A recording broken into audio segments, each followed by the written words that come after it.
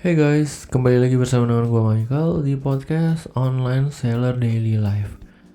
Kali ini gue mau bercerita tentang setelah gue di wisuda, gue dapat gelar Master of Magister Ilmu Komunikasi. Nah, gue tuh mau ngapain? Jadi, gue hire konsultan untuk mengupgrade CV gue. Karena memang selama kurang lebih 12-13 tahun gitu ya, jadi gue itu kan bekerja bukan di korporat ya, jadi kan memang CV gue itu ada tapi yang gak dipakai, jadi CV-nya kayak plain aja. Nah, gue bingung nih, gue mesti ngapain untuk memperbagus atau memperlihatkan CV yang proper gitu ya. Jadi gue hire konsultan dan gue mau ceritain nih ke lu orang gimana sih cara bikin CV yang bagus ya menurut konsultan itu sih. Dan menurut gue juga ini cukup bagus. Jadi buat yang pengen dengerin gimana caranya membuat CV yang bagus, jangan kemana-mana, tetap stay tune di podcast episode ini.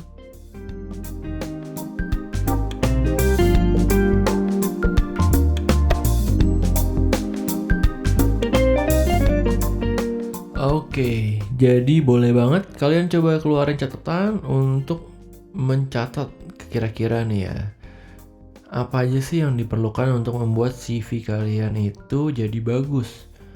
Nah, yang pertama itu gue akan menceritakan tentang urutan CV. Nah, CV itu isinya ada nama dan kontak, itu yang awal-awal ya. Kontak itu HP, email, sama area aja, misalnya kayak Jakarta Barat atau Indonesia gitu. Habis itu nomor 2, jadi habis nama, HP, email, area. 2 itu rangkuman tentang diri dalam satu paragraf, itu 4-5 kalimat. Itu ada namanya profile summary. Jadi diisinya satu paragraf 4-5 kalimat. Jadi 5 kalimat, misalnya kalimat A, B, C, D, E yang menceritakan tentang diri lu. Ya kalian bisa bikin pakai ChatGPT ya, dan pastikan si rangkuman ini tuh sesuai sama diri lu. Jadi ketika lu ditanya sama HRD sama interviewer, itu nggak ngarang bebas, karena ini emang diri lu gitu, rangkuman tentang diri lu. Oke. Habis itu ada education dia lu punya apa, jenjang strata SMA gitu.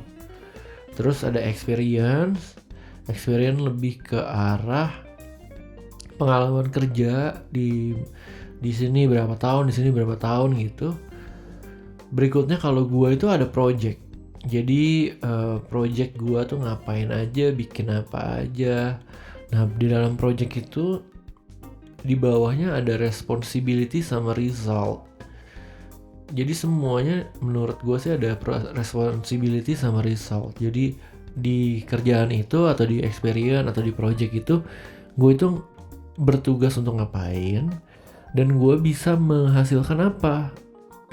Nah, dari experience sama project ini boleh banget dinaikin ke atas di dalam paragraf yang tadi. Oke. Terakhir itu ada referensi, skill, sama certification. Itu boleh ditambahin supaya menaikkan nilai jual lo. Nah, CV ini kalian bentuk dalam satu kolom karena ada software kalau di HRD itu untuk mensortir CV. Nah, kalau CV kalian tuh ada 3 kolom, 10 kolom, terus 2, apa gambarnya macam-macam, itu langsung di reject biasanya sama dia. Jadi sebisa mungkin di dalam satu kolom cukup menjual, tapi nggak usah taruh semuanya. Misalnya, kalau gue mau apply jadi marketing gitu ya gue harus masukin yang berbau-bau projectnya yang marketing, experience-nya mungkin di perusahaan A itu gue akan bertindak sebagai sales dan marketing. Nah, tapi kalau gue mau apply jadi marketing, yang salesnya kalau memang nggak dirasa perlu, di take out aja, diganti sama experience marketing yang banyak. Karena lu mau apply marketing. Sehingga nanti HR-nya akan, wih ini orang cocok banget nih untuk kerja di perusahaan gue. Oke, nah untuk profile summary ya, coba nih ya, ini paragraf kan 1. Kalimat pertama itu tentang diri yang spesial dari diri lu. Coba cari kata sifat. Misalnya saya itu ambisius, atau saya itu problem solver gitu. Itu kamu ceritain 1 kalimat.